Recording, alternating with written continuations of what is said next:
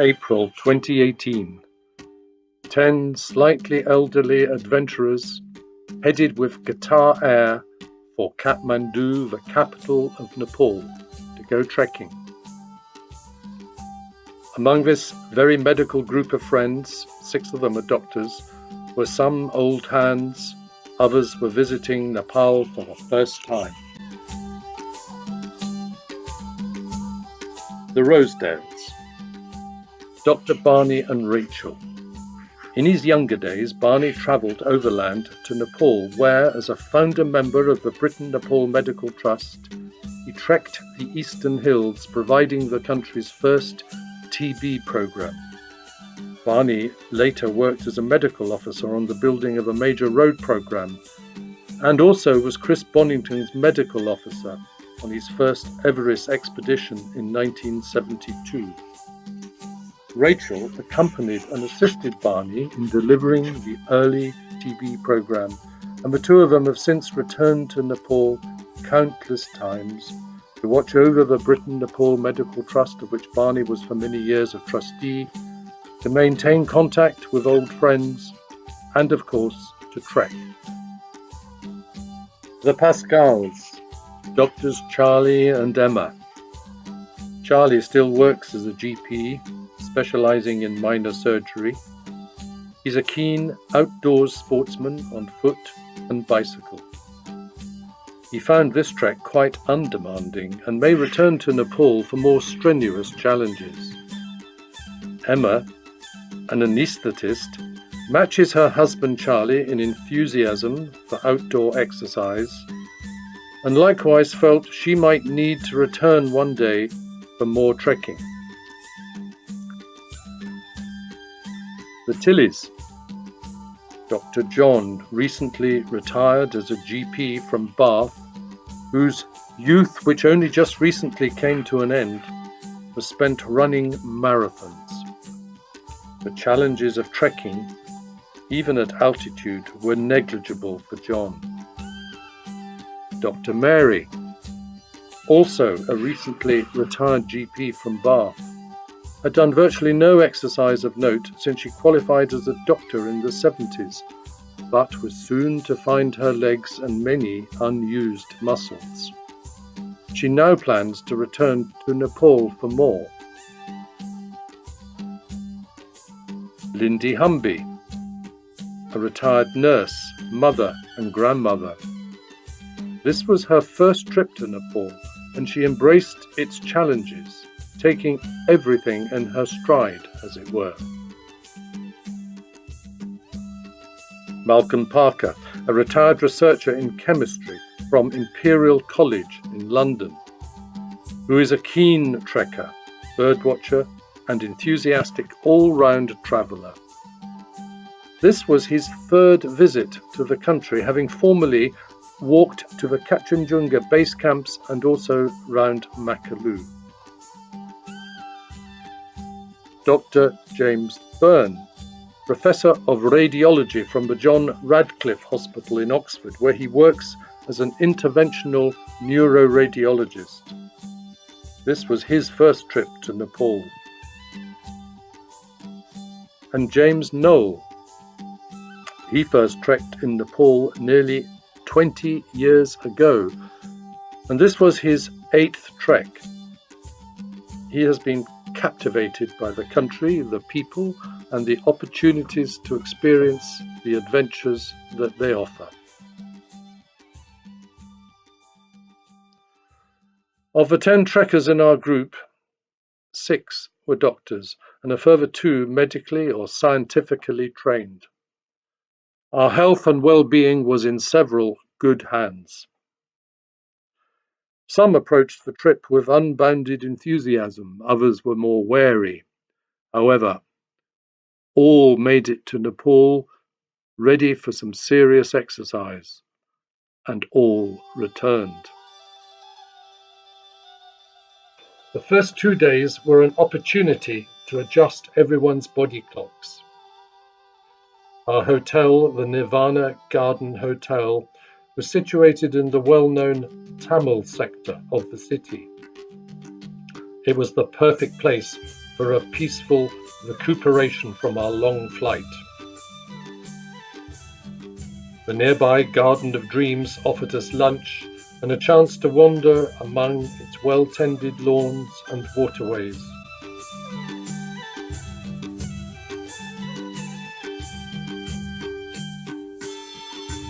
Counting the courting young of Kathmandu.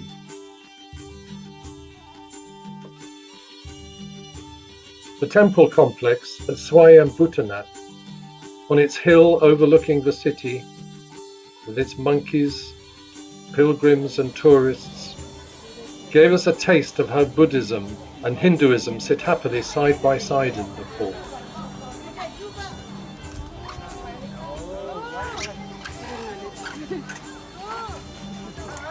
The sacred cremation site of the Pashupatinath temple on the banks of the Bagmatic River displayed the grim reality of death with the practical problem of dealing with dead bodies, an all too public intrusion into private grief.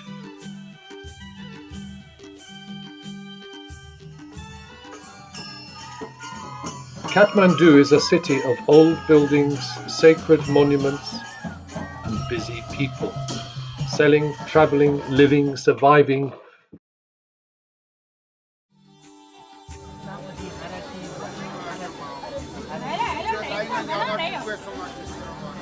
But also a city scarred by poverty and earthquake. The sites of familiar ancient buildings reduced to rubble in Durbar Square were heartbreaking. Nevertheless, life goes on in Nepal, and that first evening we enjoyed a traditional Nepali meal of dal bhat accompanied by some classical dancing.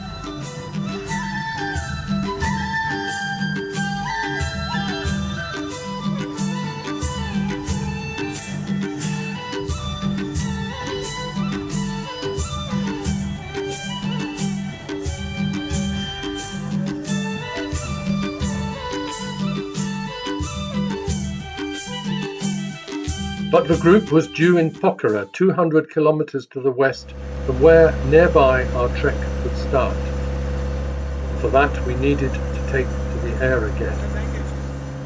A trip that brought a bit of nervousness in some. Whistling helped. This time the plane we flew in was no jumbo and took barely 35 passengers. It was a trip laden with some anxiety, much anticipation, glorious views, and a charming air hostess. The seats were cramped and the air gently turbulent. It wasn't long before we took to the skies.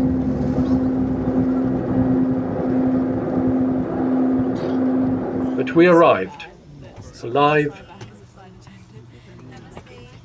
relieved, and exhilarated.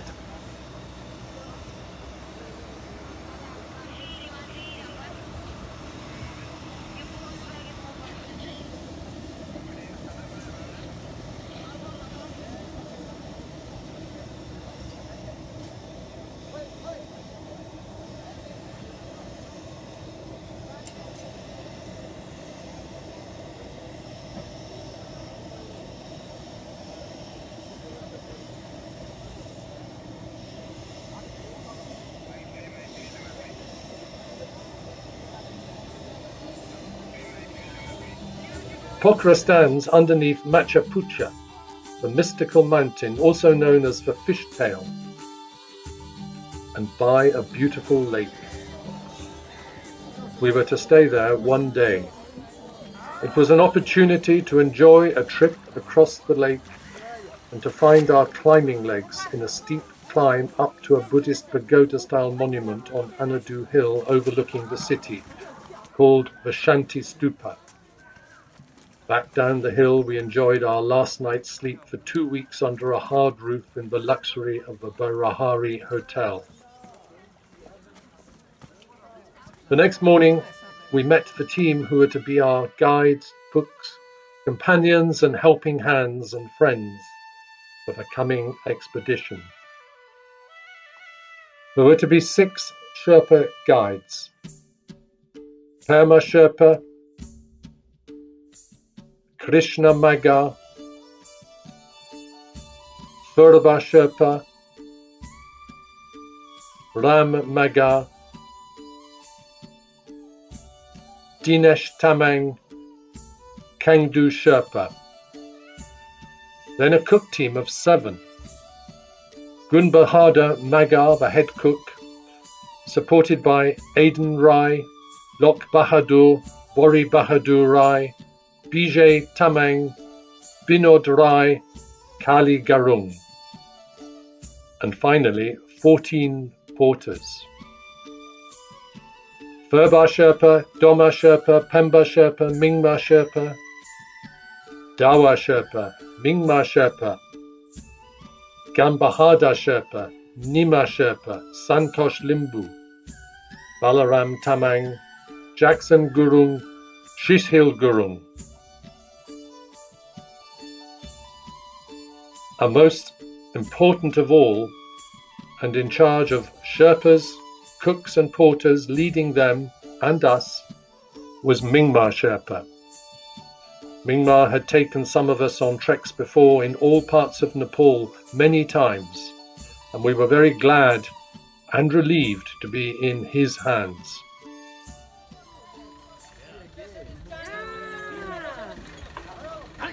A short bus ride out of Pokhara, we stopped and disembarked, and the team clicked into their rhythm as they unloaded the bags and repacked them into equal-sized loads for the porters to carry on our way.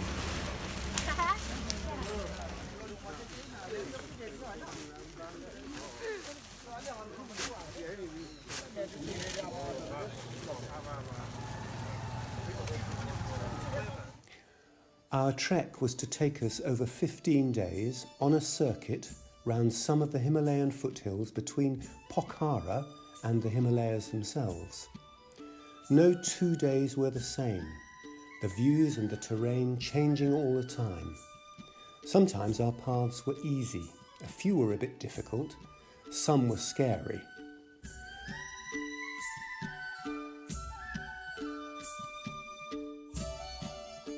They took us through rough scrubland, wooded shade, and alongside open fields cultivated with wheat, maize, millet, barley and rice.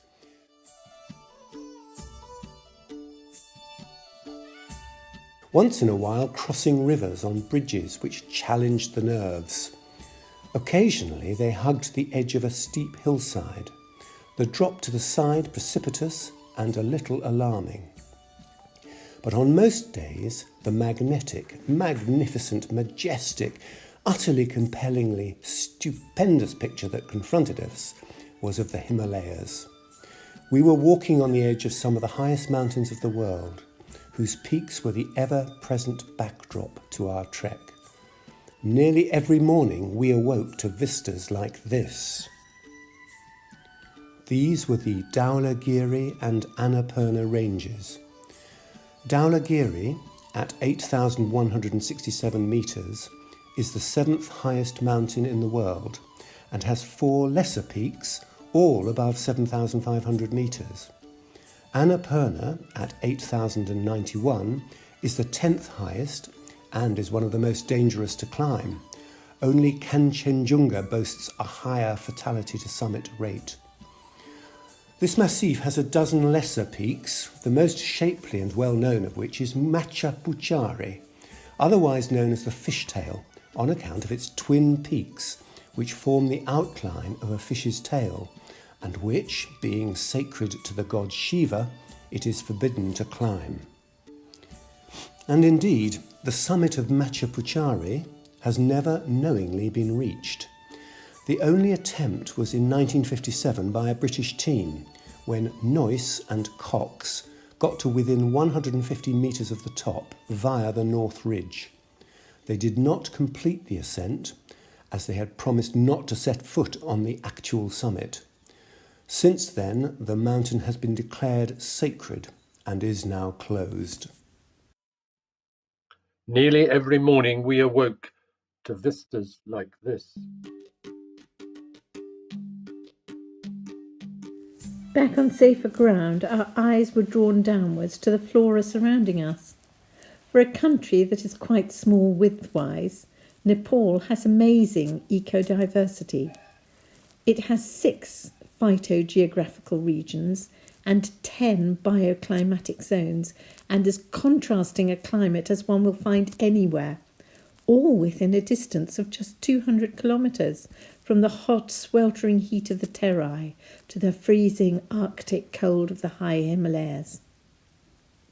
Together, these are host to over 1,100 species of plant, among them 380 ferns, 361 orchids, and much more.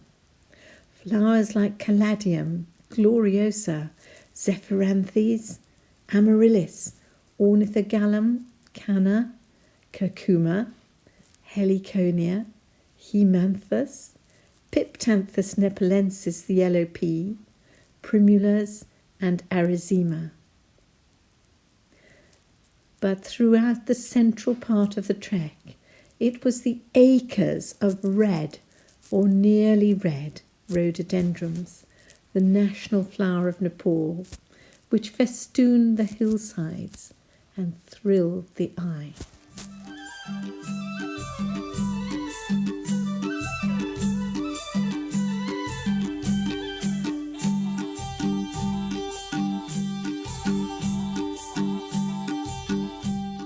Early morning, and day is breaking over the Himalayas. The routine which follows is laid down in trekking lore. Having gone to bed early the night before, getting up at 6:30 is not hard for most. A morning hot drink is brought to your tent by one of the Sherpas or a member of the cook team.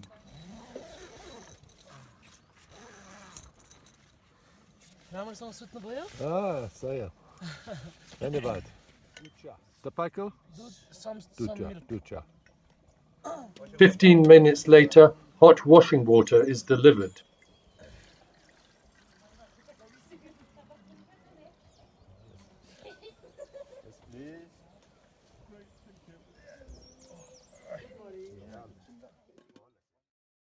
Meanwhile, breakfast is being prepared. If the weather is good, and it usually is in the morning, it's in the open air.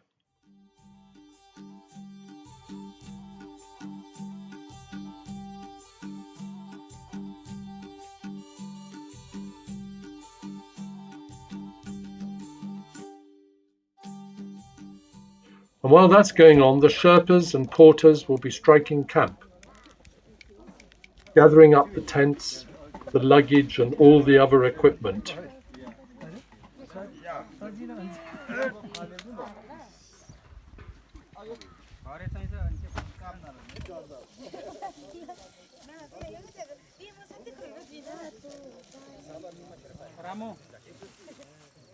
The trekkers only have their day packs, their chargers, sticks and boots to worry about.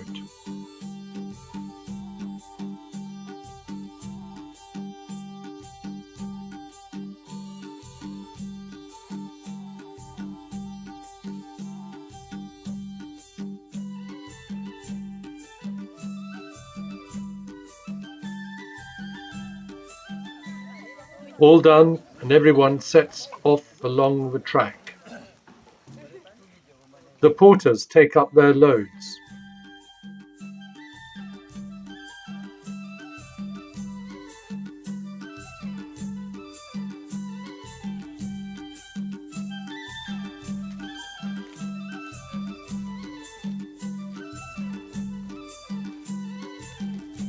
For the trekkers, there is less to carry. We each walk at our own pace.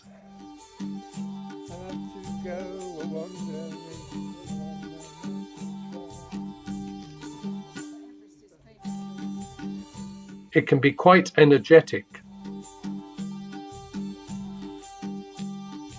or quite leisurely.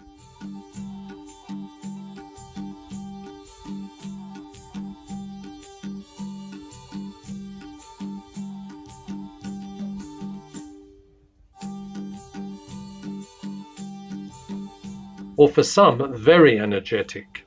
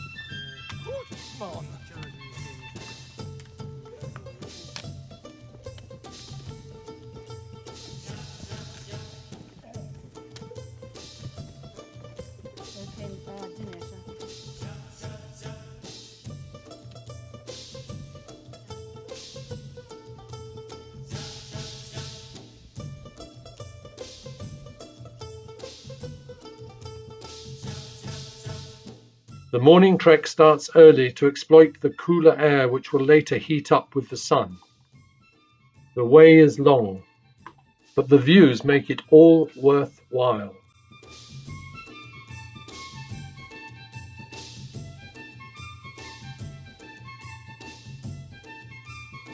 Along the way we might meet Nepalis going about their business on the land or in the villages.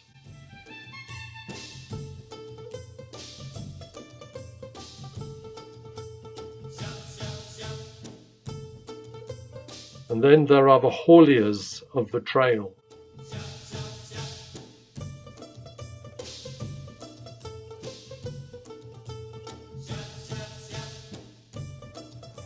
We always stop for lunch, but before we reach the lunch spot, there's juice brought out to greet us. Lunch itself is substantial. Prepared from fresh, it combines cooked Nepali food such as dal bhat and cold Western fare, including cold meats and salads. The cook team will often make fresh bread and other flour-based food in situ. Yes, from scratch.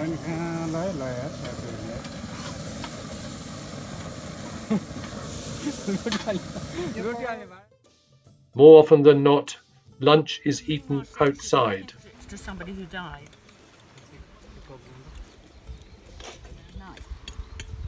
He's not remotely interested. Because we liked it. I nearly emptied my plate today. What are you doing, Larry? Afterwards, the team washes up.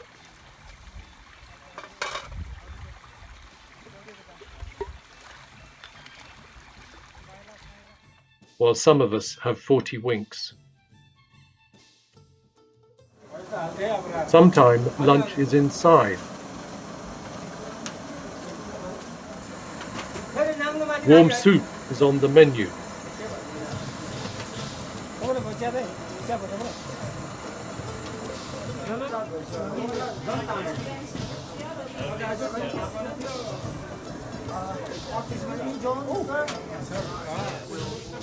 Produce clean water with no arsenic in it at all. Yeah. Another 100 yards away, coming up with a lethal dose of arsenic. Amazing.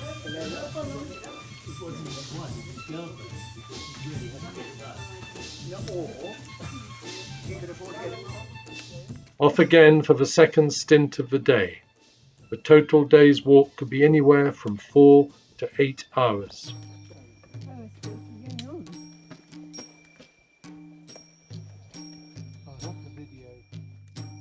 When we arrive where we intend to stay the night, the tents are erected and the dining tent and equipment set up.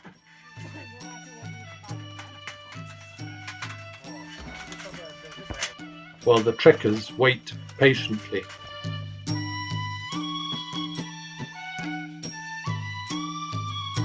Downtime then for reading, playing games, or planning the next day's trek. And dinner.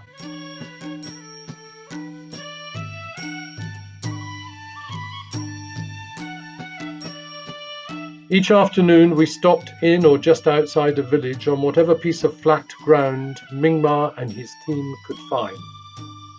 Some places were large, with a settlement of local people. Others were small.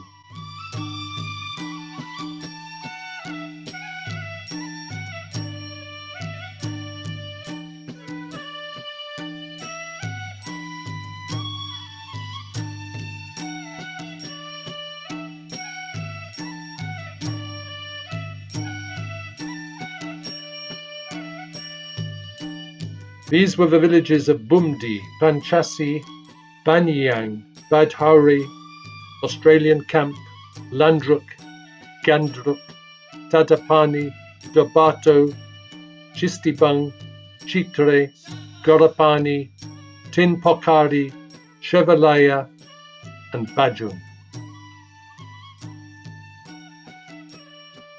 Although our chosen month was deemed part of the dry season, there were nevertheless some afternoon downpours, and one day a spectacular hailstorm attacked us as we neared the end of a long day's trek and left the ground looking as if it had been shrouded in winter snow.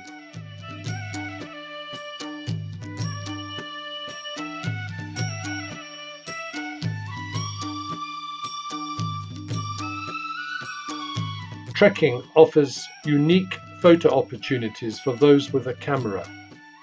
And this trip saw no shortage of visual record takers, by trekkers and Nepalis alike.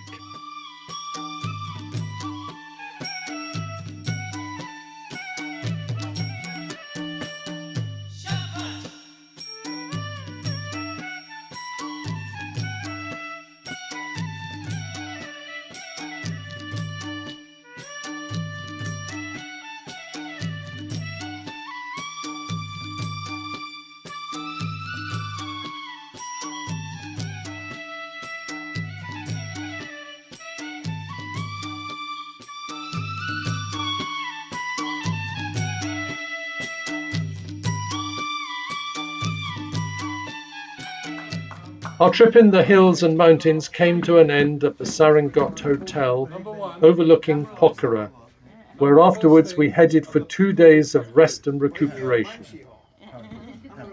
At Sarangot we held the final ritual, the tip ceremony. We had owed a huge debt to the wonderful team who guided us round the hills and who gave us such care and attention with smiles and laughter.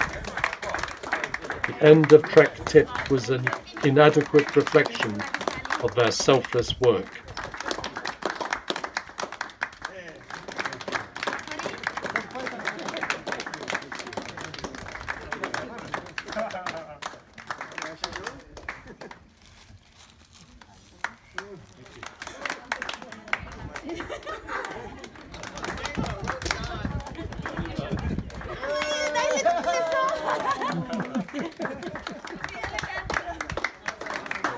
Sorry?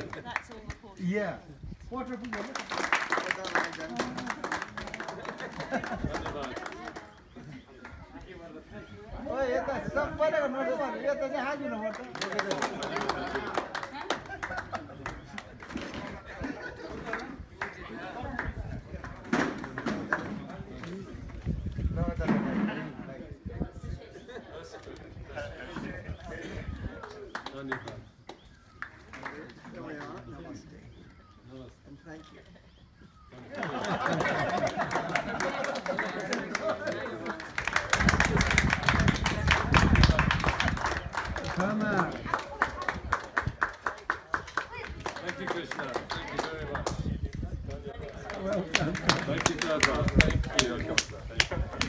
예, 맞았어.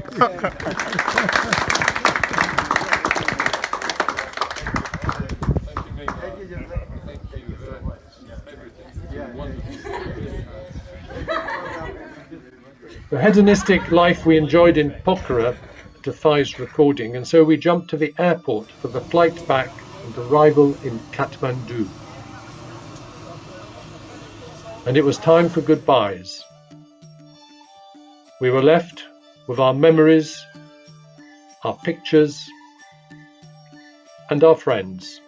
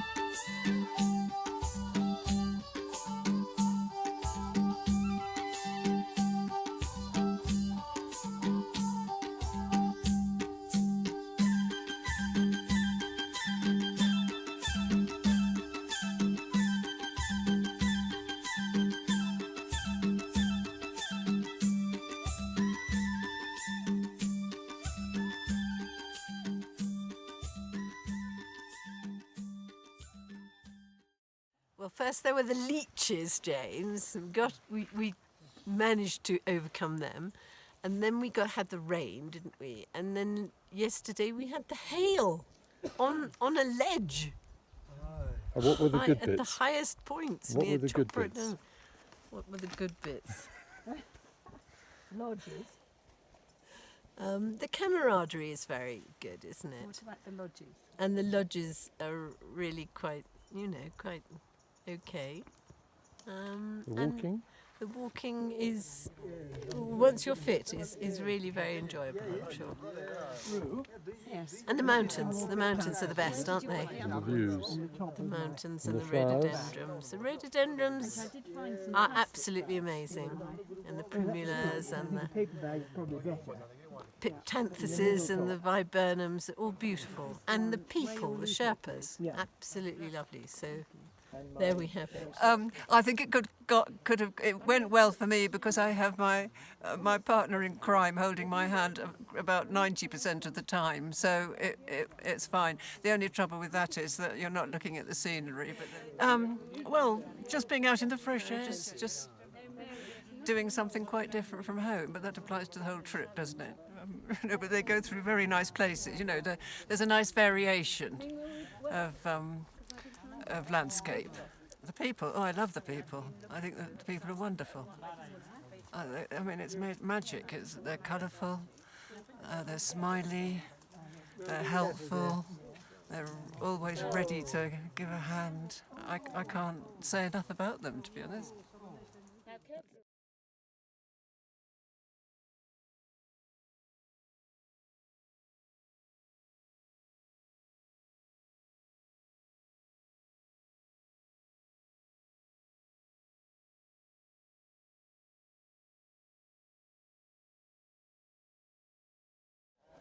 route was the highlight, wasn't Good, it? I'm so That pleased. we actually did it and didn't go down the mountain. So was that the best bit of a trek for you?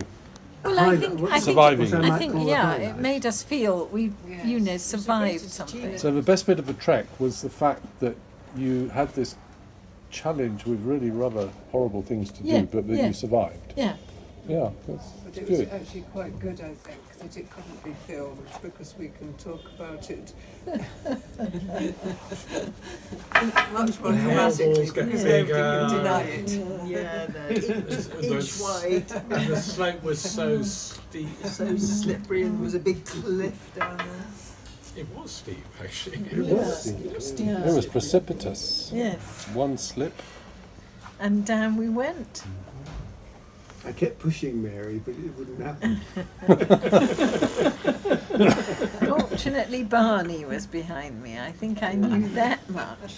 Well, Mary tapped me on the shoulder and said, my umbrella's blown out. And I thought, well, what am I going to do about it? I'm afraid I can't do anything about it. I'm struggling with my own umbrella at the moment. Thanks, Mary.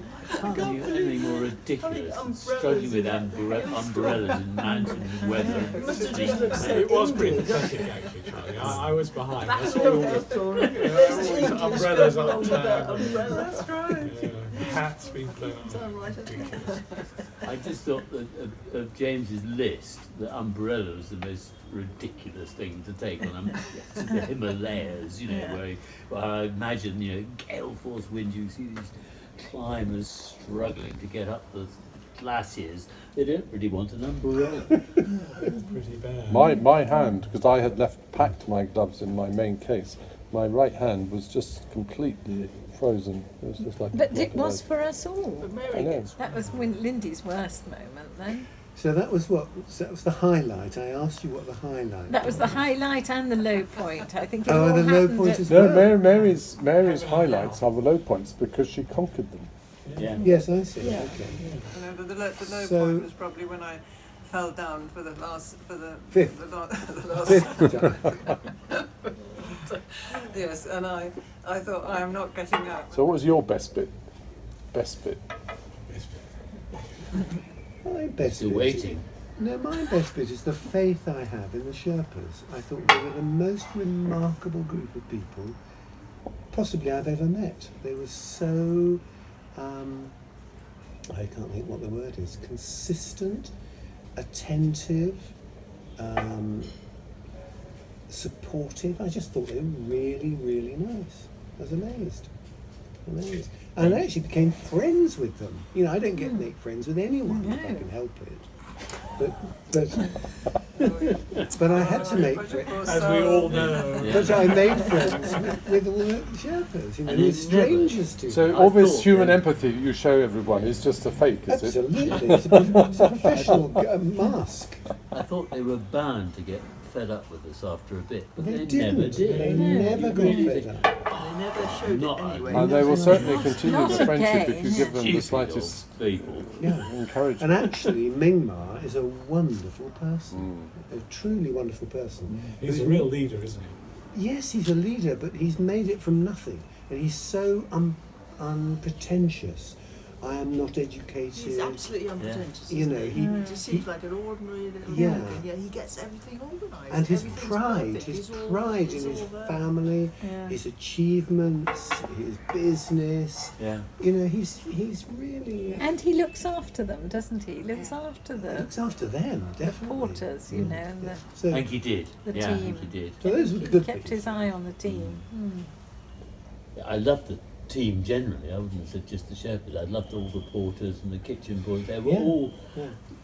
and they all seemed to quite like us, didn't they? Which is what They were made- professional, They Joe. were very That's right. I don't know. And what I really loved, of course, is having those girl porters Oh, smiling, girls. laughing Whoa. along. Fantastic. I loved it.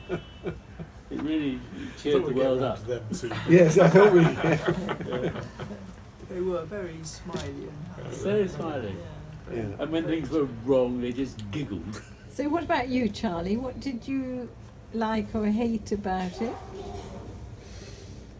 I like the giggly girls. Ah, yes. Ah. And as John said, the whole thing that they never got fed up with us, and never really let on that they thought we were silly old farts. Yes. Yeah. Yeah. Why did we need 15 kilos?